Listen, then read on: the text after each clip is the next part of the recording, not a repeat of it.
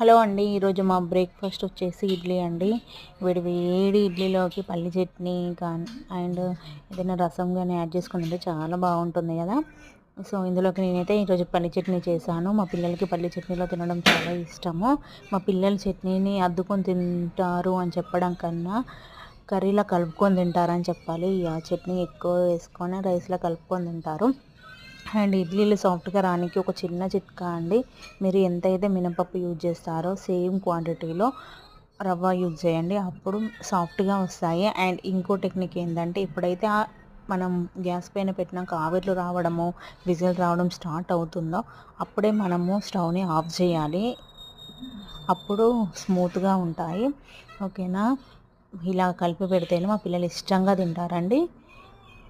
మీకు ఎంతమంది ఇలా తింటారు? కామెంట్ చేయండి and like this video. Thank you. Bye bye.